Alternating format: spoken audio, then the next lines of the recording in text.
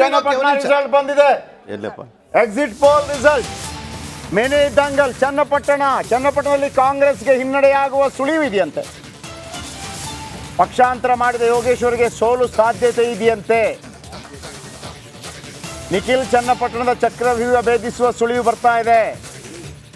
Hat trick ಸೋಲಿನಿಂದ ಪಾರಾಗುವ ಸಾಧ್ಯತೆ ಇದೆಯಂತೆ. Nikhil Kumaraswamy NDA ಅಭ್ಯರ್ಥಿ ನಿಖಿಲ್ಗೆ 45% ಮತ.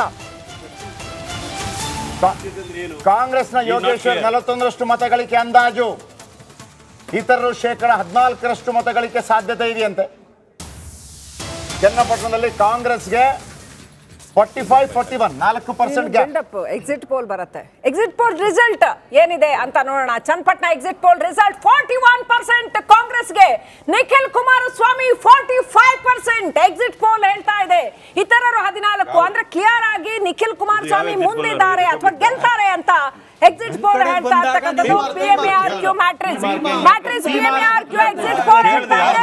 ಚನ್ನಪಟ್ಟಣದಲ್ಲಿ as of now 45% Nikhil Kumaraswamy ಅದ್ರ ಮೂಲಕ ಗೆಲ್ತಾರೆ ಅಂತ ಎಕ್ಸಿಟ್ ಪೋಲ್ ಹೇಳ್ತಾ ಇದೆ. ಸಿಪಿ ಯೋಗೇಶ್ವರ್ ಬಹಳ ಡಿಫರೆನ್ಸ್ ಇಲ್ಲ, 41%. ಹೆಚ್ಚು ಅಂದ್ರೆ ಫೋಟೋ ಫಿನಿಶ್ ಕೂಡ ಆಗಬಹುದು, ಆಗಲ್ಲ ಅಂತ ಹೇಳಕ್ಕಾಗಲ್ಲ. ಆದ್ರೆ ನಿಖಿಲ್ ಕುಮಾರಸ್ವಾಮಿ ಗೆಲುವನ್ನ ಎಕ್ಸಿಟ್ ಪೋಲ್ ಪ್ರಿಡಿಕ್ಟ್ ಮಾಡ್ತಾ ಇದೆ. ಉಪಾಧ್ಯಾಯ ಸರ್, ಎಲ್ಲೊಂದ್ ಕಡೆ ನಿಖಿಲ್ ಕುಮಾರಸ್ವಾಮಿಗೆ ಹೆಚ್ಚಿನ ಅನುಕಂಪ ನೀವು ಈಗಾಗಲೇ ಹೇಳಿದ್ರಿ, ಎಕ್ಸಿಟ್ ಪೋಲ್ ಕೂಡ ಅದನ್ನೇ ಹೇಳ್ತಾ ಇದೆ. ನಾನು ಆ ಕಾನ್ಸ್ಟಿಟ್ಯೂನ್ಸಿಗೆ 2 ದಿವಸ ಪೂರ್ತಿ ತಿರುಗಿದ್ದೇನೆ, ಬೆಳಗಿಂದ ಸಂಜೆವರೆಗೂ ತಿರುಗಿದ್ದೇನೆ.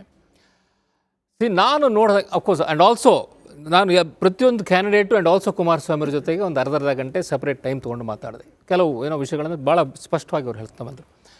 ಸೊ ನಿಖಿಲ್ ಬಗ್ಗೆ ನಾನು ನೋಡಿದ ಹಾಗೆ ಒಂದು ರೀತಿಯ ಅನುಕಂಪ ಇತ್ತು. ಯಾಕಂದರೆ 2 ಎಲೆಕ್ಷನ್ಸ್ ಸೋತಿದ್ರು. ಮತ್ತು ದೇವೇಗೌಡರು ಬಂದು ಮಾಡಿದಂಥ ಕಡೆ ಒಂದು 7 ದಿವಸ ಇಂಪಾರ್ಟೆಂಟ್. 4ನೇ ತಾರೀಕು ಅವ್ರು ಹೋಗಿದ್ದು, ಕಡೆ ದಿವಸದವರೆಗೂ ಅವ್ರ ಕ್ಯಾಂಪೇನ್ ಮಾಡಿದ್ರು. ಅವರು 21 ಸಮಾವೇಶ ಅಲ್ಲ 6 ದಿವಸಗಳಲ್ಲಿ. ಆಮೇಲೆ ಅವರ ಕ್ಯಾಂಪೇನ್ ಎಷ್ಟು ತೊಂದರೆ ಬಗ್ಗೆ ಅವ್ರ ಬಗ್ಗೆ ನನಗೆ ಗೌರವ ಇದೆ.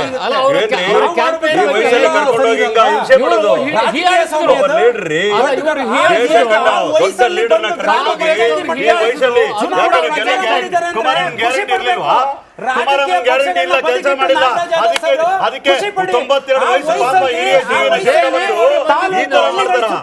ನೀವು ಹಿಂಸೆ ಮಾಡಿದ್ರೆ ದೇವೇಗೌಡರಿಗೆ ಹಿಂಸೆ ಮಾಡಿದ್ದೀರಿ, ಈ ವಯಸ್ಸಲ್ಲಿ ಅವಮಾನ ಮಾಡಿದ್ದೀರಿ.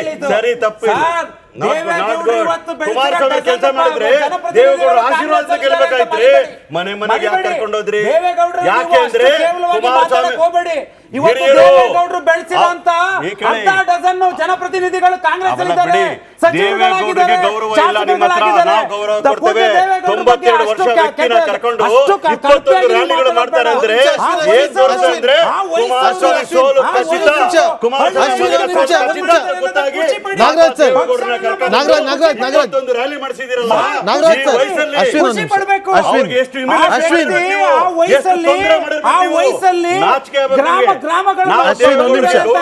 ಖುಷಿ ಪಡಿ ಸರ್, ಖುಷಿ ಪಡಿ. ಆ ವಯಸ್ಸಲ್ಲಿ ಚನ್ನಪಟ್ಟಣಕ್ಕೆ ಹೋಗಿದ್ದೆ. ಒಂದ್ ನಿಮಿಷ ಪಾಪ ದೇವೇಗೌಡರು ತುಂಬಾ ರಾಜಕೀಯ ಒಂದೇ ನಿಮಿಷ. ನಾಗರಾಜ್ ಯಾದವ್ ಅವರು ದೇವೇಗೌಡರನ್ನ ಹೇಳೋ ಮುಖಾಂತರ ಮಲ್ಲಿಕಾರ್ಜುನ ಖರ್ಗೆ ಅವರಿಗೂ ತುಂಬಾ ತೊಂದರೆ ಕೊಡಬೇಡಿ ಅಂತ ಇಂಡೈರೆಕ್ಟ್ ಆಗಿ ಹೇಳ್ತಾ ಇದ್ದಾರೆ. ನಿಮ್ಮ ಅನಿಸಿಕೆ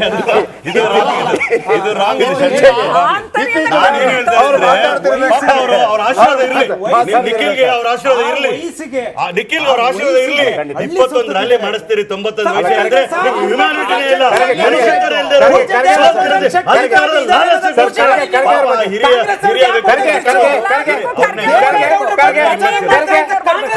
ಇಲ್ಲದೆ ಕುಮಾರಣ್ಣ ಕೆಲಸ ಮಾಡಿಲ್ಲ. ಹಾಗಾಗಿ ನೀವು ದೇವೇಗೌಡರ ಕೊಟ್ಲಿ. ಜನಗಳಿಗೆ ಗೊತ್ತಿದೆ ದೇವೇಗೌಡರ ಗೌರವ ಇದೆ. ಆದ್ರೆ ಕಾಂಗ್ರೆಸ್ ಕಡೆ ಮತವನ್ನು ಕೊಡ್ತಾರೆ, ದೇವೇಗೌಡರಿಗೆ 100 ವರ್ಷ ಜನ ಆಶೀರ್ವಾದ ಮಾಡ್ತಾರೆ. ಅನಿಸಿಕೆ 100 ವರ್ಷ ಇರ್ಲಿ ದೇವೇಗೌಡ, ಜನ ಆಶೀರ್ವಾದ ಮಾಡ್ತಾರೆ. ನಿಖಿಲ್ ಸೋಲಿಸ್ತಾರೆ ಜನ. ಭಯ ಅಲ್ರಿ, ರೆಸ್ಪೆಕ್ಟ್ ನೋಡಿ. ಇಂಡೈರೆಕ್ಟ್ ಆಗಿ ನಾಗರಾಜ್ ಅವರು ಒಪ್ಕೋತಾ ಇದ್ದಾರೆ. ದೇವೇಗೌಡರು ಬಂದ ಮೇಲೆ ನಮ್ದು ಒಂದು ಕ್ಯಾಂಡಿಡೇಟ್ ಡೌನ್ ಆಯ್ತು ಅಂತ ಹೇಳಿ ಅಲ್ಲ ಸತ್ಯ ಸತ್ಯ ಕುಮಾರಸ್ವಾಮಿ perform ಮಾಡಿ ಆಚೆ ಬರುತ್ತೆ ನಾನು clarification ಸ್ವಲ್ಪ ಆಚೆ ನಾನು ಬರುತ್ತೆ ಹೇಳ್ತೀನಿ ಇಲ್ಲಿ ಕೇಳಿ. ನಾನು ಹೇಳಿದ್ದು ಕುಮಾರಸ್ವಾಮಿ ಅವರು ಕೆಲಸ ಮಾಡಿರ್ಲಿಲ್ಲ. ಕುಮಾರಸ್ವಾಮಿ ಅವ್ರ ಮಗನ ಗೆಲ್ಸ್ಕೊ ಬರ್ಲಕ್ಕೆ ಆಗಿರ್ಲಿಲ್ಲ. ಆ ಕಾರಣಕ್ಕೋಸ್ಕರ ದೇವೇಗೌಡರನ್ನ ಇಷ್ಟೊಂದು ವಯಸ್ಸಾಗಿ ಕೂಡ ಕರ್ಕೊಂಡ್ಬಂದು 21 ರ್ಯಾಲಿ ಮಾಡಿದ್ದೀರಿ. That shows you people will lose. ಅವತ್ತು ಹೇಳ್ತೀನಿ ಕೇಳಿ, 20,000 ಓಟ್ ಇತ್ತು ಕಾಂಗ್ರೆಸ್, ಇವತ್ತು 41% ಗೆ ಬಂದಿದೆ ಅಂದ್ರೆ ಯೋಚನೆ ಮಾಡಿ ನೋಡಿ ಎಲ್ಲರಿಗೂ ಹೋಗಿರ್ತದೆ ಕಾಂಗ್ರೆಸ್ ಅಂತ. ಡೆಫಿನೆಟ್ಲಿ ಕಾಂಗ್ರೆಸ್ ಇನ್ನೂ 7% ಜಾಸ್ತಿ ಓಟ್ ತಗೊಳ್ತದೆ. ಮಿನಿಮಮ್ 47% ತಗೊಳ್ತೇವೆ. ನಾವು ಗೆಲ್ತೇವೆ. 1 ಲಕ್ಷ ಓಟ್ ದಾಟೇ ದಾಟ್ತೀವಿ. ನೀವು ಮೂರು ಗೆದ್ರು ಅವ್ರು ಮೂರು ಗೆದ್ರು. ಯಾವಾಗ ಜಾಸ್ತಿ ಮಾತಾಡ್ತಾರೆ ಜನ ಗೊತ್ತಾ? ಯಾವಾಗ ನೀವು ಅವಾಗ್ಲೇ ಮಾತಾಡಿದ್ರಲ್ಲ, ಯಾವಾಗ ಅವ್ರು ಕಿರ್ಚಿದ್ರೆ ಅವಾಗ ಸೋಲ್ತೀರ ಅಂತ ಅರ್ಥ ಆಗಿತ್ತಾ ನಿಮ್ಗೆ? ಈಗ ಅರ್ಥ ಆಯ್ತಾ ನಿಮ್ಗೆ? ಒಳ್ಳೆ ಕಥೆ ಇದ್ರೆ ನಿಮ್ಗೆ ಮಹಾರಾಷ್ಟ್ರದಲ್ಲೂ ಸೋಲ್ತೀರಾ, ಚನ್ನಪಟ್ಟಣದಲ್ಲೂ ಸೋಲ್ತೀರಾ. ಮಾನ್ಯ ಅಶೋಕ್ ಅವರೇ, ಕೇಳಿ ಎಕ್ಸಿಟ್ ಪೋಲ್ ಮಿನಿ ದಂಗಲ್ ಹೈ ವೋಲ್ಟೇಜ್ ಕ್ಷೇತ್ರವಾಗಿರ್ತಕ್ಕಂಥ ಚನ್ನಪಟ್ಟಣದ ಎಕ್ಸಿಟ್ ಪೋಲ್ ಮತದಾನೋತ್ತರ ಚುನಾವಣೋತ್ತರ ಸಮೀಕ್ಷೆ ರಾಜ್ಯದ ಗಮನ ಸೆಳೆದಿರುವಂತಹ ಬೊಂಬೆ ನಾಡಿನ ಫೈಟ್ ಏನಾಗುತ್ತೆ? ಕಾಂಗ್ರೆಸ್ಗೆ ಎಷ್ಟು ಮತ, ಜೆಡಿಎಸ್ಗೆ ಸಿಗೋದೆಷ್ಟು? ಕದನದಲ್ಲಿ ಅಭಿಮನ್ಯು ಗೆಲ್ತಾರ, ಸೈನಿಕ ಗೆಲ್ತಾನ? ನಿಖಿಲ್ ವರ್ಸಸ್ ಯೋಗೇಶ್ವರ್ ನಡುವೆ ನೇರ ಹಣಾಹಣಿ ಏನಾಗುತ್ತೆ? ಚನ್ನಪಟ್ಟಣ ಕಾದನ ಕುತೂಹಲ. ರಾಜ್ಯದ ಗಮನ ಸೆಳೆದಿರ್ತಕ್ಕಂಥ ಬೊಂಬೆ ನಾಡಿನ ಫೈಟ್ ಅತ್ಯಂತ ಕುತೂಹಲ, ಎಲ್ಲಕ್ಕಿಂತ ಜಾಸ್ತಿ ಕುತೂಹಲ. ಓಕೆ, ಈಗ ನಾನು ಹೇಳ್ತಿರುವಂತದ್ದು ಒಂದು ಲೈನ್ ಇಂದ ಬರ್ತಾ ಇರ್ತೀನಿ ಸರ್. ಉಪಾಧ್ಯಾಯ ಸರ್, ಅಲ್ಲ ಒಂದು ಲೈನ್ ಮಾತಾಡಕ್ ಬಿಡ್ಲಿಲ್ಲ ಪಾಪ. ನೀವು ಅದ್ರ ಮೇಲೆ ಅವಾಜ್ ಹಾಕ್ತಿರ್ರಿ.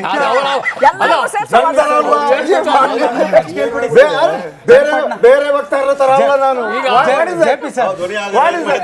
ಯಾರು ಗೆಲ್ತಾರೆ ಚನ್ನಪಟ್ಟಣ? ಯಾರು ಗೆಲ್ತಾರೆ ಸರ್? ಈಗ ಚನ್ನಪಟ್ಟಣದ ಬಗ್ಗೆ ಮಾತಾಡೋದಕ್ಕೆ ಮೊದಲು ಅಲ್ಲ ಚನ್ನಪಟ್ಟಣ ಹೇಳ್ತಾ ಇದ್ದೀನಿ. ಈಗ ನಾಗರಾಜ್ ಅದು ಒಂದು ಭಾಳ ಇಂಟ್ರೆಸ್ಟಿಂಗ್ ಅಬ್ಸರ್ವೇಷನ್ ಮಾಡೋದು, ಭಾಳ ಇಂಟ್ರೆಸ್ಟಿಂಗು. ಏನು ಹೇಳಿದ್ರು ಅವರು?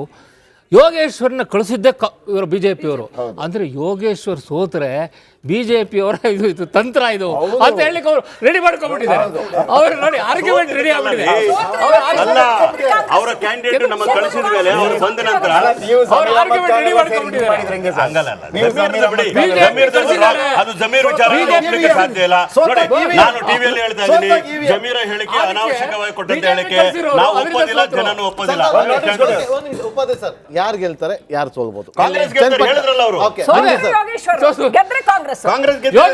ಯೋಗೇಶ್ವರ್ ಸೋಲ್ತಾರೆ ಅಂತ ನೀವು ಲೆಕ್ಕ ಹಾಕ್ಬಿಟ್ಟು ಬಿಜೆಪಿ ಕ್ಯಾಂಡಿಡೇಟ್ ನಮ್ಮಲ್ಲಿ ಯಾಕೆ ಬಂದ್ರೆ ಹೇಳಿ? ಅವ್ರಿಗೆ ಬಿಜೆಪಿ ಅವರಿಗೆ ಜೆಡಿಎಸ್ ಗಳ ಅವಶ್ಯಕತೆ ಇರಲಿಲ್ಲ, ಅದಕ್ಕೆ ಯೋಗೇಶ್ ಹಿಡ್ಕೊಳ್ಳಿಲ್ಲ. ನಮ್ಮ ಹತ್ರ ಬಂದಲ್ಲ.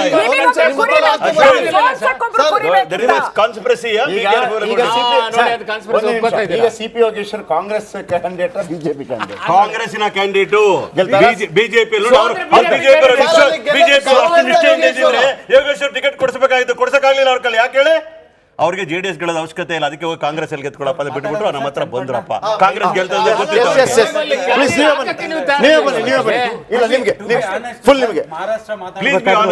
ನಾನು ನಮ್ಮ ರಾಜ್ಯ ಊರ್ದು ಮಾತಾಡೋಣ ಅನ್ಕೊಂತಿದ್ದೆ. ಯಾಕೆಂದ್ರೆ ಸಿಂಪಲ್ ಸರ್. ಆಯ್ತು ಸರ್. ನಾಗರಾಜ್ ಸರ್ ಅವಾಗಲೇ ಹೇಳ್ತಿದ್ರು, ಮುಖ್ಯಮಂತ್ರಿಗಳು ಅವ್ರವ್ರ ಕ್ಷೇತ್ರನ ಸ್ವಲ್ಪ ಡೆವಲಪ್ ಮಾಡ್ತಾರೆ, ಅದು ಎಲ್ರಿಗೂ ಅದು ಗೊತ್ತಿರೋಂಥ ವಿಚಾರ. ಇವತ್ತು ಮಾನ್ಯ ಸಿದ್ದರಾಮಣ್ಣ ಅವರು ಬಾದಾಮಿ ಕಂಪೇರ್ ಮಾಡಿಕೊಂಡಾಗ, ವರುಣಾ ಕ್ಷೇತ್ರ ಕಂಪೇರ್ ಮಾಡಿದಾಗ, ಹಾಗೆ ಉಪಮುಖ್ಯಮಂತ್ರಿ ಆಗಿರೋಂಥ ಮಾನ್ಯ ಡಿ ಕೆ ಶಿವಕುಮಾರ್ ಅವರು ಕನಕಪುರ ಕ್ಷೇತ್ರನ ಕಂಪೇರ್ ಮಾಡಿದಾಗ ನಾವುಗಳು ಮಾಡೋದು ಬೇಡ ಸರ್, ಜನರಿಗೆ ಗೊತ್ತಿದೆ. ಕುಮಾರಣ್ಣ ಅವರು ರಾಮನಗರದಲ್ಲಿ ಅಲ್ಲಿ ಸ್ಪರ್ಧಿಸಿ ಮುಖ್ಯಮಂತ್ರಿ ಆದಾಗ ರಾಮನಗರ ಡೆವಲಪ್ ಮಾಡಿದಂಥ ಉದಾಹರಣೆ ಇರ್ಬೋದು. ಚನ್ನಪಟ್ಟಣ ಕ್ಷೇತ್ರ ಪ್ರತಿನಿಧಿ ಅಣ್ಣ ಒಂಚೂರು ಒಂದು ನಿಮಿಷ ಎಕ್ಸ್ಪ್ಲೈನ್ ಮಾಡ್ತೀನಿ. ಸೋಲು ಗೆಲುವು ಇರುತ್ತೆ. ಚನ್ನಪಟ್ಟಣನ ಡೆವಲಪ್ ಮಾಡಿದ್ದು ಜನರಿಗೂ ಗೊತ್ತಿದೆ. ಇವತ್ತು ಸರ್ ನಾನು ಒಬ್ಬ ವಕ್ತಾರನಾಗಿ ಒಂದು 2 ಸೆಕೆಂಡ್ ಈ ಕಡೆ ಇಟ್ಬಿಟ್ಟು ಹೇಳ್ತೀನಿ. ಕನಕಪುರ ಕ್ಷೇತ್ರನ ಸರ್ ಬೆಂಗಳೂರಿಗೆ ರೀಚ್ ಆಗಬೇಕಂದ್ರೆ ಒಬ್ಬ ಮನುಷ್ಯ 40ರಿಂದ 50 ಕಿಲೋಮೀಟರ್ ಇದೆ ಸರ್. ಇವತ್ತು ಕನಕಪುರ ಯಾವುದೋ ರಾಜ್ಯದಲ್ಲಿದೆ ಅನ್ನಂಗೆ ಮಾಡಿದ್ದಾರೆ. ಅದೇ ಉಪಮುಖ್ಯಮಂತ್ರಿ ಅವರು ಕನಕಪುರನ ಬೆಂಗಳೂರಿಗೆ ಹೆಂಗೆ ಅಭಿವೃದ್ಧಿ ಮಾಡ್ಬೋದಿತ್ತು? ಅದಿರಲಿ ಸರ್, ಆಯ್ತಾ? ರಾಜಕೀಯ ಸರ್ ಸೇರಿಸಿ ಇವತ್ತುವರೆಗೂ ಸರ್ ನೀವುಗಳು ನಂಬಲ್ಲ. ಇವತ್ತು ಕನಕಪುರದಿಂದ ಬೆಂಗಳೂರಿಗೆ ಬರಬೇಕಾದ್ರೆ ಆ ಕನಕಪುರ ಜನತೆಗೇ ಗೊತ್ತಿದೆ ಎಷ್ಟು ಕಷ್ಟಪಟ್ಕೊಂಡು ಬರ್ತಿದ್ದೀವಿ ಅಂತ. ಹಾಗೆ ಒಬ್ಬ ಮುಖ್ಯಮಂತ್ರಿ ಆದವ್ರಿಗೆ ಅವರವ್ರ ಕ್ಷೇತ್ರದ ಮೇಲೆ ಕಾಳಜಿ ಇರುತ್ತೆ. ಅದನ್ನು ನೀವು ಮಾನ್ಯ ಡಿ ಕೆ ಶಿವಕುಮಾರ್ ಅವರು 1 ವರ್ಷದಿಂದನಾದರೂ ಮಾಡ್ಬೋದಾಗಿತ್ತು. ಅದೇನಕ್ಕೆ ಮಾಡಲಿಲ್ವೋ ಗೊತ್ತಿಲ್ಲ. ಚನ್ನಪಟ್ಟಣ ಬಂದರು, ಇದೇ ವಿಚಾರವಾಗಿ ಸರ್ 94-96ರಿಂದ ದೇವೇಗೌಡರು ಇಗ್ಲೂರು ಬ್ಯಾರೇಜ್ ಕಟ್ಟಬೇಕು ಅಂತ ಹಾಕಿದಂಥ ಎಫರ್ಟು ಅವಾಗಿನ ಕೃಷಿ ರಾಜ್ಯ ಸಚಿವರು ದಿವಂಗತ ವರದೇಗೌಡರು ಅವರು ಕೊಟ್ಟಂಥ ಕೊಡುಗೆಗಳು, ಕೆರೆ ಅಭಿವೃದ್ಧಿ ಇರ್ಬೋದು, ನೀರು ತುಂಬಿಸಂತ ಇರ್ಬೋದಿತ್ತು. ತದನಂತರ ಬಂದಂಥ ಕುಮಾರಣ್ಣ ಅವರು ಮಾಡಿದಂಥ ಯೋಜನೆಗಳಿರ್ಬೋದು, ಇದಕ್ಕೆಲ್ಲ ಅಡ್ವರ್ಟೈಸ್ ಕೊಡೋಕ್ಕೆ ಚೆನ್ನಾಗಿ ಗೊತ್ತಿದೆ ಅಂದ್ಬಿಟ್ಟು ಮಾನ್ಯ CP ಯೋಗೇಶ್ವರ್ ಅವರು ಅದಕ್ಕೆ ಬೋರ್ಡ್ ಹಾಕೊಂಡು ಓಡಾಡಿದ್ರೆ, ಹಿಂದೆ ಮಾಡಿರೋ ವರ್ಧಣ್ಣ ಅವ್ರು ಮಾಡಿರೋ ಯೋಜನೆಗಳು ನೀವು ಯಾವತ್ತಾದ್ರೂ ಹೇಳಿದ್ರ ಮಾನ್ಯ CP ಯೋಗೇಶ್ವರ್ ಅವರೇ? ನಾನು ಹೇಳ್ತಿರೋದು, ನೀವು ಯಾವತ್ತಾದರೂ ಚುನಾವಣೆ ಸಂದರ್ಭದಲ್ಲಿ ಒಂದು ಭಾಷಣದಲ್ಲಿ ನನ್ನ ಕಾಂಗ್ರೆಸ್ ಪಕ್ಷದ ಬೇರೆ ತಾಲೂಕಿನವರು, ಬೇರೆ ಜಿಲ್ಲೆಯವರು ಭಗೀರಥ ಅಂತ ಕರೀತಿದ್ದಾರೆ, ನಾನಾದರೂ ಹೇಳ್ಕೊಳ್ಳೋಣ ಇಷ್ಟು ಅಭಿವೃದ್ಧಿ ಮಾಡಿದ್ದೀನಿ ಅಂತ? ಇಲ್ಲ. ಯಾಕೆ ಅಂತ ಅಂದರೆ ಕಳೆದ 20 ವರ್ಷಗಳಲ್ಲಿ ಚನ್ನಪಟ್ಟಣ ಯಾರಿಂದ ಅಭಿವೃದ್ಧಿ ಆಗಿದೆ ಅಂತ ಚನ್ನಪಟ್ಟಣ ಜನತೆ ಗೊತ್ತಿದೆ. ಹಾಗಾಗಿ ಅಭಿವೃದ್ಧಿ ನೋಡಿ ಮತ ಕೊಡ್ತಾರೆ. It's very right. ಚನ್ನಪಟ್ಟಣ ಅಭಿವೃದ್ಧಿ ಆಗಿದ್ರೆ ನಾವು ಜನಸ್ಪಂದನ ಕಾರ್ಯಕ್ರಮ ಮಾಡಿ 12,000 ಅಪ್ಲಿಕೇಶನ್ ಯಾಕೆ ಬರಬೇಕು ಜನ? ಅಷ್ಟೊಂದು ಅಸಹಕಾರವನ್ನ ನೀವು ಕುಮಾರಸ್ವಾಮಿ ಮಾಡಿದ್ರ? 12,000 ಅಪ್ಲಿಕೇಶನ್ ಬರ್ತದೆ. 5,583 ಕೋಟಿ ರೂಪಾಯಿಗಳನ್ನ ನಾವು DK ಶಿವಕುಮಾರ್ ಜವಾಬ್ದಾರಿ ತಗೊಂಡು ಮಾಡ್ತೀವಿ. ಟಾಪಿಕ್ ಡೈವರ್ಟ್ ಮಾಡೋದು. ಜನಸ್ಪಂದನ ಕಾರ್ಯಕ್ರಮಕ್ಕೆ ಬಾದಾಮಿಗೆ ಮಾಡಿ, ವರುಣಾಗ್ ಮಾಡಿ, ಇವತ್ತಿಗೆ ಗೊತ್ತಾಗುತ್ತೆ ಚನ್ನಪಟ್ಟಣದ ತಾಲೂಕಿನ ಜನತೆ ನಿಮ್ಮ ಕೇಂದ್ರ ಸಚಿವರು